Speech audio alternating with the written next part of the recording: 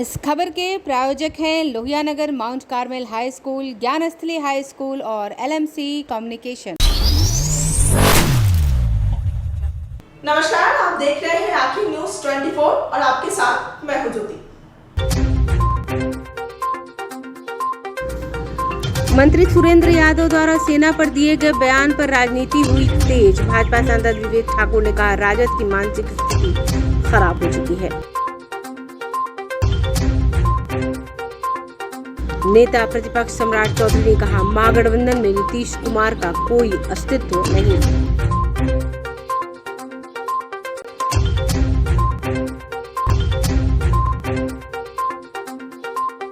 Nitish cabinet की पटना में संपन्न 27 एजेंडों पर लगी मोहर।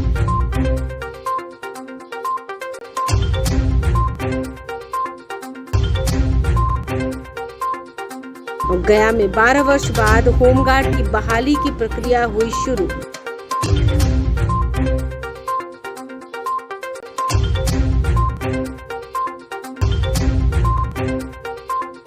और अमृत भारत योजना स्टेशन के तहत मालदा DRM ने भागलपुर स्टेशन का किया निरीक्षण।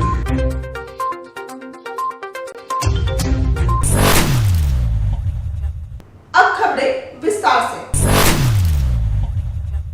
सुरेंद्र यादव पर भड़के पूर्व केंद्रीय मंत्री रविशंकर प्रसाद।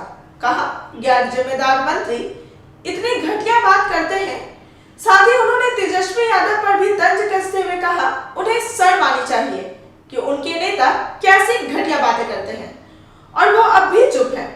और साथ ही कहा कि हम अपने देश की सेनाओं का अपमान नहीं सहेंगे।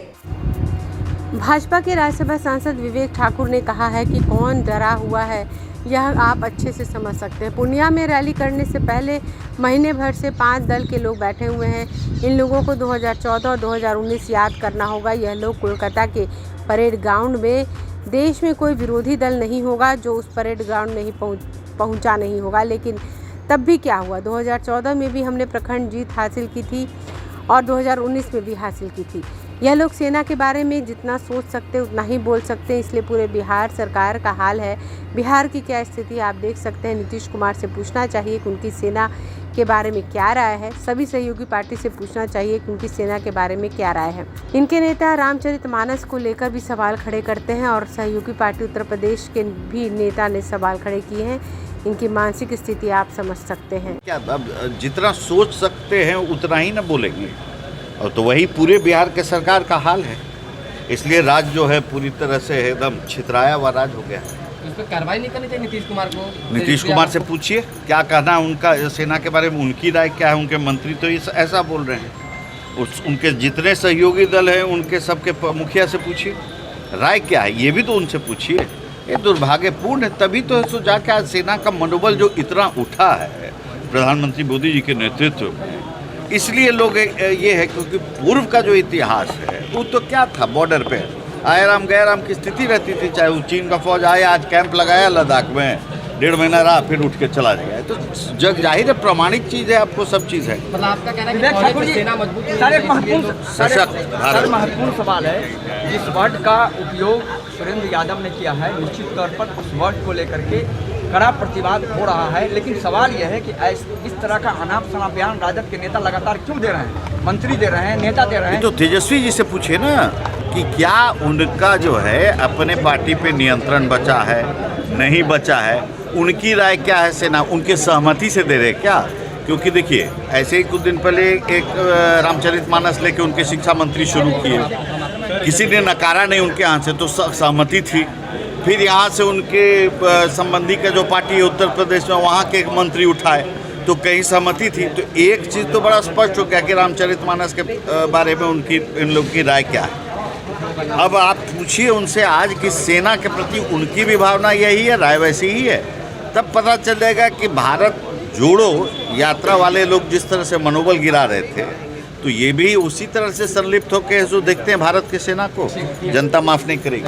तो 5 दल जाके वहाँ पर पूर्णिया में बैठे हुए हैं महीना भर से लोग। जिस दिन से ये कार्यक्रम की घोषणा हुई है आगमन, तब उनका पूर्णिया करेंगे। तो डरा कौन है, आप बताइए। शंखनाद जो महागठबंधन करने जा रही है, क्या लगता है कुछ असर पड़ेगा? आप देखिए, आपको याद करना पड़ेगा दो चुनाव, 2014 का लोकसभा, 2019 का। दो भारी भारी शंखनाद हुआ था कलकत्ता के परेड ग्राउंड में। देश का कोई विरोधी दल का नेता नहीं था जो कि वहाँ पर उपस्थित नहीं था। यहाँ वाले लोग भी गए थे दोनों में। परिणाम क्या हुआ वो आपको सामने ही है। नीतीश कुमार को कहा जा रहा है कि पीएम के लिए आगे बढ़ाया जाएगा। उनका काम है, जनता के दृष्टिकोण से राजनीतिक लाइबिलिटी। मुख्यमंत्री जी कह रहे हैं कि 100 सीट के नीचे सिमटा देंगे इस बार बीजेपी को। भाजपा को 100 सीटों के नीचे समझाने की बात हो रही है। कहीं ना कहीं रणनीति बन रही है तो इससे लॉस होगा, क्योंकि सारे दल जो है एक साथ और आप लोग जो है हम आपको क्या बोलिए, और ऐसा सिस्टम हम क्या बोले आपको, 14 और 19 में कलकत्ता के परेड ग्राउंड में पूरे देश के विपक्ष के नेता जुटे। परिणाम क्या हुआ आपको पता है। नेता वोट नहीं ना करता है, वोट जनता करती है। जनता चुनती है नरेंद्र मोदी को भारत के प्रधानमंत्री के रूप में, वही होगा फिर। नेता प्रतिपक्ष सम्राट चौधरी ने कहा, राजद के मंत्री मानसिक स्थिति खराब हो गई है। अब सेना जो देश की रक्षा करती है उसके खिलाफ इस तरीके का बात कहना अत्यंत ही दुर्भाग्यपूर्ण है। नेता प्रतिपक्ष सम्राट चौधरी ने कहा है कि राजद के मंत्री की मानसिक स्थिति खराब हो गई है। अब सेना जो कि देश की रक्षा करती है उसके खिलाफ इस तरीके का बात कहना अत्यंत ही दुर्भाग्यपूर्ण है। उनकी मानसिक स्थिति का परिचय देता है कि ऐसे लोग जिसकी मानसिक स्थिति खराब हो गई, ऐसे लोगों की मानसिक स्थिति का इलाज कराना जरूरी है। राजद ऐसे कितने लोगों की जिम्मेदारी हम पर इलाज करने की, चिंता करने की हम पर छोड़ेगी। पहले बिहार के शिक्षा मंत्री इलाज कराने की ज़रूरत है, अब बिहार के कोऑपरेटिव मंत्री की इलाज कराने की ज़रूरत है। इसके लिए भी हम तैयार हैं। हमारे पिताजी ने कोइलवर में जो अस्पताल बनवाया है उसमें मुफ्त इलाज कराएगी भारतीय जनता पार्टी। जिस पार्टी जब आते हैं सरकार के मुखिया का कोई अस्तित्व ही नहीं बचा है, इसलिए राजद के कोई नेता इनकी नहीं सुनता। वह जानता है कि इनके पास कोई वोट बैंक नहीं है। जदयू के नेताओं को भी लगता है कि यह टेम्पररी मुख्यमंत्री हैं। उन्होंने कहा 2024 में जो जीतेगा विधायक यह हमारी तरफ आएगा और जो हारेगा वह नीतीश कुमार की तरफ जाएगा। उन्होंने कहा कि महागठबंधन की रैली में ऐसी पार्टियां हैं कि कोई ताकत नहीं है जिसमें कांग्रेस रीढ़ विहीन है। माले मुरकट्टा पार्टी, इन सब का क्या वैल्यू है। केवल महागठबंधन में राजद के राष्ट्रीय अध्यक्ष लालू प्रसाद यादव के अलावा कोई भी नेता नहीं है। देखिए, हमको लगता है कि मंत्री जी का मानसिक स्थिति गड़बड़ा गया है। अब सेना इस देश की रक्षा करने वाले समूह के खिलाफ इस तरह का बयान बोलना ये अत्यंत ही दुर्भाग्यपूर्ण। ये उनके मानसिक स्थिति का इलाज कराने की जरूरत है। राजद पता नहीं कितने का इलाज कराने की चिंता हम लोगों पे छोड़ रहा है। पहले शिक्षा मंत्री का इलाज कराने की जरूरत थी, अब कोऑपरेटिव मिनिस्टर को इलाज कराना पड़ेगा। उसके बावजूद हम तैयार हैं कि कोइलवर में जो हॉस्पिटल मेरे पिताजी ने बनवाया है वहां सबका इलाज हम लोग मुफ्त में भारतीय जनता पार्टी चंदा देके करे आए। लेकिन कोई सर करबला बनाने की बात करता है, कोई रामचरितमानस पे सवाल खड़ा करता है, कोई सेना पे सवाल खड़ा कर रहा है कि वो क्या रहा कार्रवाई। उसका कारण है ना, कोई इकबाल नहीं है सरकार का। सरकार के मुखिया का कोई अस्तित्व ही नहीं रह गया। राजद वाला समझता है कि इनके पास तो वोट ही नहीं है, तो इनका कितना सुनना है। जेडीयू के अंदर भी जो लोग हैं सोचता है कि मुख्यमंत्री तो कुछ दिनों के हैं, ये तो टेम्पररी मुख्यमंत्री हैं, तत्काल। तो तत्काल जब तक रहेगा तब तक इसका क्या महत्व है। वोट होना चाहिए ना। जनता को लगता है कि मेरा गोतिया है उत्तर प्रदेश का ताकत है। भाई ये सब का कौन वैल्यू है। कांग्रेस, रीढ़ बहीन, ये मुरकट्टा पार्टी जो है माले, इसका क्या वैल्यू है। एक ही आदमी राष्ट्रीय महामंत्री। अरे यार, विनोद मिश्र जी के बाद एगो भट्टाचार्य बचे हुए हैं, एगो लालू जी राष्ट्रीय अध्यक्ष, और जनता दल यूनाइटेड में तो राष्ट्रीय अध्यक्ष स्टाफे लोग होता है, तो उसमें क्या बोलना है, कोई बात बोलने की जरूरत है क्या। तो ये सब पार्टी है गैंग, लोकतांत्रिक पार्टी समझिए। भाजपा में देख लीजिए 20 साल पीछे 5-7 गो राष्ट्रीय अध्यक्ष मिलेंगे, प्रदेश में 7-8 गो प्रदेश अध्यक्ष मिलेंगे। लोकतंत्र जहाँ है नहीं है उस पर बात क्या करना है। ये सब कोई पार्टी ही नहीं है। लालू जी के साथ लालू जी की विचारधारा वाला गुंडागर्दी, आतंकवादी, लोकतंत्र का हत्यारा, वो गुट बना हुआ है, वही गैंग चलेगा। इसके ज्यादा है कौन गैंग? अरे नीतीश जी तो कहीं है ही नहीं, ना 3 में ना 13 में, वो तुतरू क्या बजाएंगे। मुख्य सचिवालय में चल रही नीतीश कुमार कैबिनेट की महत्वपूर्ण बैठक खत्म, कुल 27 एजेंडों पर लगी मोहर। नीतीश कैबिनेट की बैठक आज पटना में आयोजित की गई, जिसमें 27 एजेंडों पर मुहर लगी। कैबिनेट की बैठक में सरकार ने उद्योग, खाद्य, उपभोक्ता संरक्षण, ग्रामीण विकास, पथ निर्माण संबंधी कई विभागों के लिए बैठक की। नीतीश कैबिनेट ने इथेनॉल इकाई की स्थापना के लिए नालंदा स्थित messrs Chandrika Power Private limited को 19 करोड़ 92 लाख के वित्तीय प्रोत्साहन क्लियरेंस की स्वीकृति दी है। राष्ट्रीय खाद्य सुरक्षा अधिनियम के अंतर्गत डोर स्टेप डिलीवरी योजना के तहत राज्य में खाद्यान्न के संचालन, उठाई धराई, डीलर्स मार्जिन आदि के लिए भी रुपए की स्वीकृति दी गई। सरकार ने घोशवरी के प्रखंड विकास पदाधिकारी जयवर्धन गुप्ता को सेवा से बर्खास्त कर कार्रवाई का भी निर्देश दिया। पटना सिटी के माल सलामी में ओपी शाह सामुदायिक भवन के लिए अधिग्रहित जमीन का मुआवजा देने के लिए भी सरकार ने रुपए की स्वीकृति दी। 11 बजे मंत्री बैठक हुई है, जिसमें 28 एजेंडों पर स्वीकृति प्राप्त हुई है। जो प्रमुख एजेंडे हैं जिनमें स्वीकृति प्राप्त हुई है उसको मैं आपको बता दूं। उद्योग विभाग के अंतर्गत नंबर कितना है? 28 गायब है। अच्छा, गायब हो गया होगा, हो सकता है। Messrs Chandrika Power Private Limited Fateh Ali Nalanda में 79 करोड़ 92 लाख रुपए का वित्तीय प्रोत्साहन क्लियरेंस दिया गया है इथेनॉल इकाई के लिए। ये इथेनॉल इकाई जो है वो स्थापित हो रही है 60 किलो लीटर्स पर डे की, 60 KLPD की। खाद्य उपभोक्ता संरक्षण विभाग में राष्ट्रीय खाद्य सुरक्षा अधिनियम के अंतर्गत जो डोर स्टेप डिलीवरी हो रही है खाद्यान्न की, उसमें डीलर्स के लिए और हताहलन के लिए यानी ट्रांसपोर्ट के लिए संचालन, उठाई धराई, डीलर्स मार्जिन इत्यादि में केंद्रांश की विमुक्ति अभी नहीं हुई है। तो केंद्रांश की विमुक्ति की प्रत्याशा में अप्रैल 2022 से नवंबर 2022 तक के लिए 455 करोड़ 54 लाख रुपए राज्य सरकार ने अपने मद से विमुक्त करने की स्वीकृति दी है। जयवर्धन गुप्ता तत्कालीन प्रखंड विकास पदाधिकारी को सरकारी सेवा से बर्खास्त किया गया है। पर्यटन विभाग के अंतर्गत जो निर्मित भवन है ओपी शाह सामुदायिक भवन माल सलामी, जो गुरुद्वारा जी के बगल में है, उसकी जमीन जो ली गई है उसके मुआवजा की राशि 44 करोड़ 37 लाख रुपए की स्वीकृति दी गई है।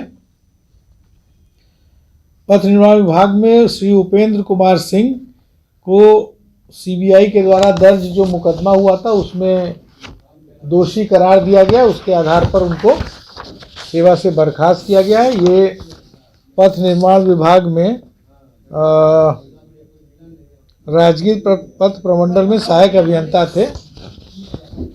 राजस्व एवं भूमि सुधार विभाग के अंतर्गत गजेटियर्स, बिहार गजेटियर्स शोध पदाधिकारी संवर्ग नियमावली के अंतर्गत 2 पदों का सृजन किया गया है। एक पद है उप राज्य समन्वयक संपादक का और एक है संयुक्त राज्य संपादक का। 2 पदों का सृजन किया गया है।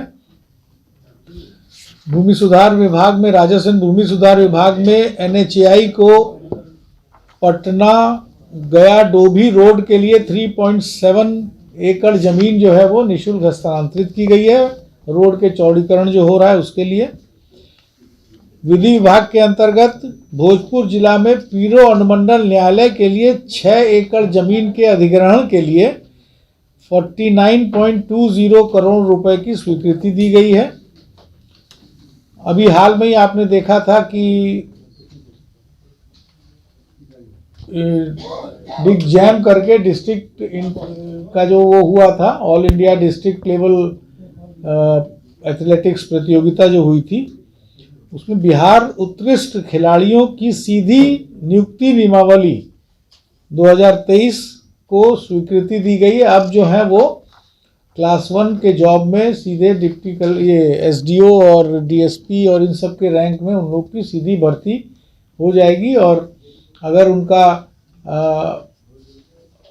अर्हता जो है वो कम भी है तो भी भर्ती करने के बाद 5 साल का उनको समय दिया जाएगा कि वो जो निम्न अर्हता है उस। अब लेते हैं एक छोटा सा break. I am Shalini Singh, principal of Ludhiana Mount Carmel School.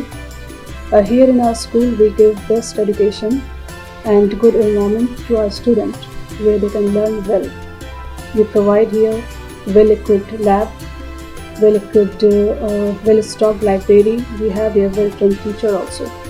We have a sports playground for cricket, volleyball, football, and also provision for indoor activities.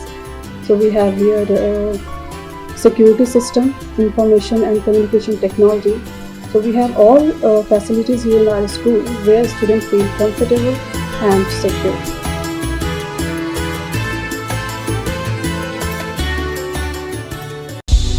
क्या आप पत्रकारिता के क्षेत्र में अपना कैरियर बनाना चाहते हैं? तो आज ही Royal Ashoka Institute of Mass Communication and Journalism में अपनी जगह सुनिश्चित करें। आर्यभट्ट ज्ञान विश्वविद्यालय पटना से मान्यता प्राप्त 100% प्लेसमेंट के साथ royal Ashoka Institute of Mass Communication and journalism नामांकन जारी है। हमारा पता है DS/16 गायत्री मंदिर के समीप कंकड़ बाग पटना 8,20,000। आप हमें संपर्क भी कर सकते हैं। हमारा मोबाइल नंबर है 9955456126। 12 वर्षों के बाद गया के गांधी मैदान में होमगार्ड की बहाली की प्रक्रिया शुरू। 31,000 अभ्यर्थियों ने भरा फॉर्म। गया में 12 वर्षों के बाद होमगार्ड की बहाली की प्रक्रिया शुरू हुई। वर्ष 2011 में होमगार्ड की बहाली के लिए 31,000 अभ्यर्थियों ने फॉर्म भरा था, लेकिन 12 वर्षों के बाद 2023 में बहाली की प्रक्रिया की जा रही है। खास बात यह है कि अभ्यर्थियों की उम्र 40 से 50 वर्ष तक हो चुकी है और ऐसे में अब वे बुढ़ापे में होमगार्ड की बहाली के लिए दौड़ लगा रहे हैं। ज़्यादातर लोगों की शादियां हो चुकी हैं, बाल बच्चे खुद बहाली के लिए फॉर्म भर रहे हैं, लेकिन अब उनके पिता नौकरी के लिए दौड़ लगा रहे हैं। दरअसल 2011 में 31,000 लोगों ने फॉर्म भरा था और 229 लोगों को चयनित किया गया था, लेकिन अब सीट को बढ़ाकर 629 कर दिया गया है। गांधी मैदान स्टेडियम में दौड़ के लिए रैंक बनाया गया है, जहां भारी भरकम लोग भी पेट निकाल कर दौड़ रहे हैं, लेकिन कई लोग पहले ही चक्कर में धराशायी हो गए और हांफने लगे। बहाली में पहुंचे अभ्यर्थियों से बात की तो लोगों ने बताया कि जब फॉर्म भरा था उस समय उम्र 22 थी, 30 वर्ष थी, लेकिन अब उम्र काफ़ी हो गई। यहाँ तक कि 45 से 50 वर्ष के लोग भी दौड़ लगाने के लिए आए हैं। अगर नौकरी होगी तो 8 से 10 साल की नौकरी कर पाएंगे। यह बहाली की प्रक्रिया करीब 17 से 18 दिन चलेगी। एक दिन में एक प्रखंड का लगभग 15 से 16 तक लोगों की बहाली की प्रक्रिया की जाएगी। इस बहाली प्रक्रिया में सबसे पहले दौड़ लगाना होगा, जिसके बाद हाई जंप, लो जंप प्रक्रिया की जाएगी, जिसके बाद उनका चयन किया जाएगा। गया जिला में विगत 10 वर्षों से होमगार्ड की जो सिपाही होते हैं उनकी बहाली नहीं हो पाई थी, तो काफ़ी दिनों से बच्चों लोग का डिमांड भी था यहाँ पर। और जैसा कि जान रहे हैं कि अभी खाली सीट को भरा जा रहा है यहाँ पे और सिपाहियों की ज़रूरी भी है, उसको देख करके हम लोग ने आज से शुरू किया है। यहाँ पे फिजिकल बेसिस पर ही इन लोग का सिलेक्शन होता है। तो सर्वप्रथम इन लोग को दौड़ होगा, 6 मिनट में इनको 4 चक्कर इसका पूरा करना है। उसके बाद फिर लॉन्ग जंप है, हाई जंप है, शॉर्ट पुट है और मेडिकल जांच के बाद तब फाइनल सिलेक्शन होगा। 629 सीट की बहाली है। कितने दिनों तक ये 18 दिन तक चलेगा। पर डे कितने? पर डे हम लोगों ने 1,000-1,200 का टारगेट रखा है और प्रखंड वाइज कोशिश की है हम लोग की भी। अभ्यर्थी कृपया ध्यान दें, जिन अभ्यर्थियों को चेस्ट नंबर अलॉट कर, ये फिर फाइनल कमेटी है, कमेटी से अनुमोदन होने का तुरंत ही मिल जाएगा। अभी भी मेरा में जुनून है कि निकाल सकते हो। ऐसा थोड़ी नहीं कि उम्र का कोई अच्छी नहीं होता, हौसला बुलंद होना चाहिए। क्या कुछ तैयारी है? तैयारी ठीक है ठाक है। तैयारी तो ना के बराबर होगा, ना के बराबर होगा। कभी दौड़े हैं? हाँ दौड़े। कब दौड़े? दौड़े थे कल परसों। कल परसों से दौड़ना शुरू किया है। कितना चक्कर लगाना है? 4 चक्कर लगाना। तो लग पाएगा? लग पड़ा, उम्मीद है कि लग जाए। और जिस बार फॉर्म भरा तो उस बार तो काफ़ी जोश था, बहुत जोश था। उस बार हो जाता तो फिर तो कोई बात नहीं थी। तो मतलब काफ़ी अभी बहुत मेहनत करी। अब तक लगा मार तो पैर भी कमज़ोर हो गया। बहुत कब हाल चल रहा है? हाल ही में आए हैं। सरकार तो सोए हुए थे। 2011 में फॉर्म भराया था और ये 2023 में बहाली ले रहे हैं। सरकार तो सोए थे, लेकिन हम लोग तो जागे थे कि अब ना अब बहाली निकालवे करेंगे, अब ना अब बहाली लेवे करेंगे।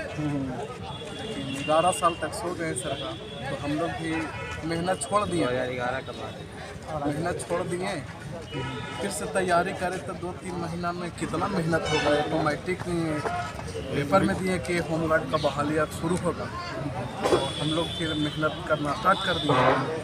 तब तक तो पहले कितना जोश था? पहले तो खैर आर्मी का भी दौड़ निकाले भी जोश है सर। अमृत भारत स्टेशन योजना के तहत 5 स्टेशनों का निरीक्षण किया गया।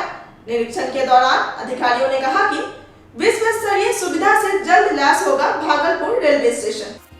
केंद्रीय रेल मंत्री अश्विनी वैष्णव ने हाल ही में स्टेशन क्षेत्र में सभी सुविधाओं को एक छत के नीचे लाने के लिए अमृत भारत स्टेशन योजना शुरू करने के बारे में उल्लेख किया, जिसमें मल्टी मोडल एकीकरण, स्टेशन भवनों में सुधार और स्टेशन के दोनों किनारों के साथ एकीकरण की परिकल्पना की गई, ताकि रेलवे स्टेशन विश्व स्तरीय सुविधाओं के साथ यात्रियों की सेवा कर सके।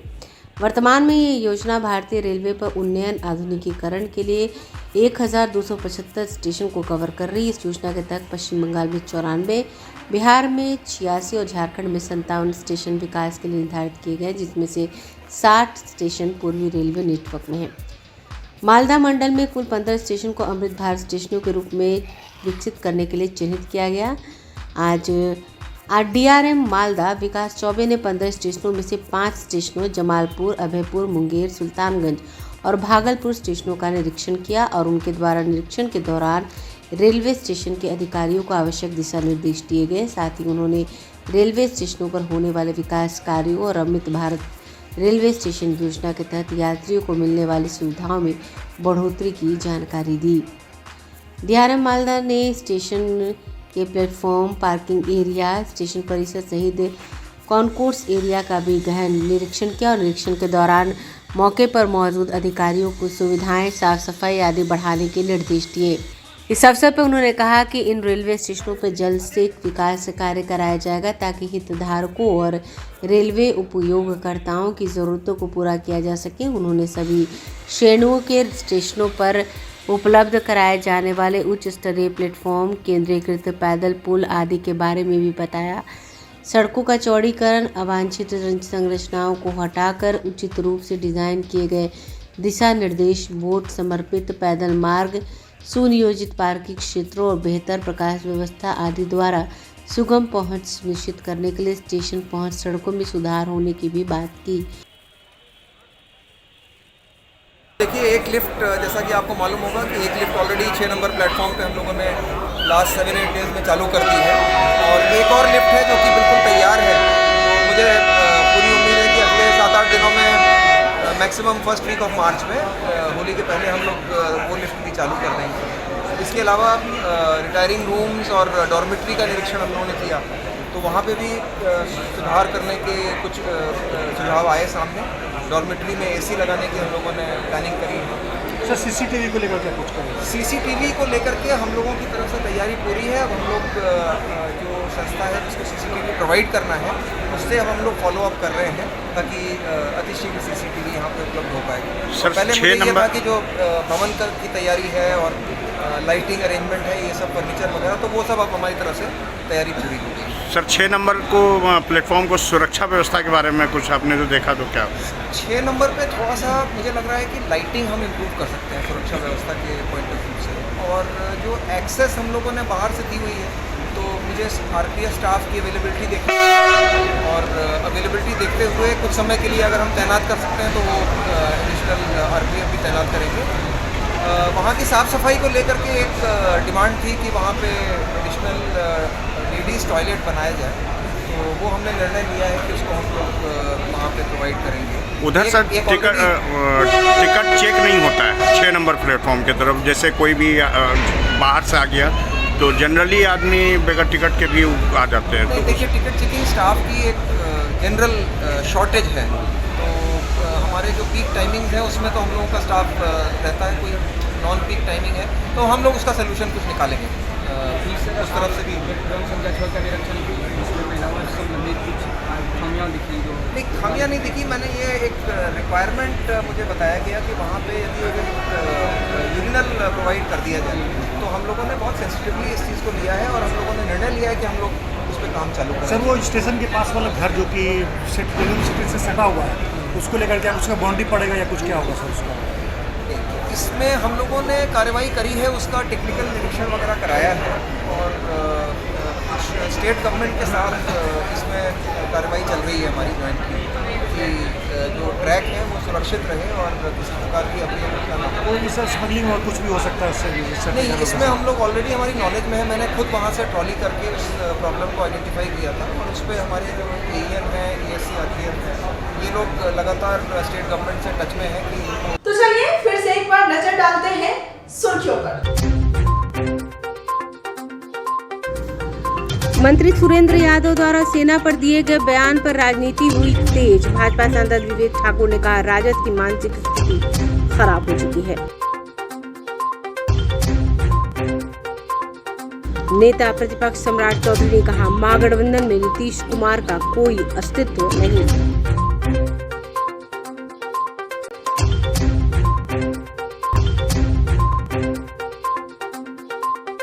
देश कैबिनेट की पटना में संपन्न 27 एजेंडों पर लगी मोहर।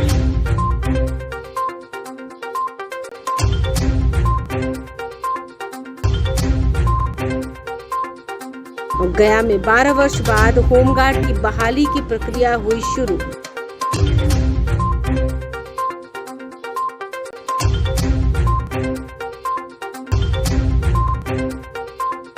और अमृत भारत योजना स्टेशन के तहत मालदा DRM ने भागलपुर स्टेशन का किया निरीक्षण।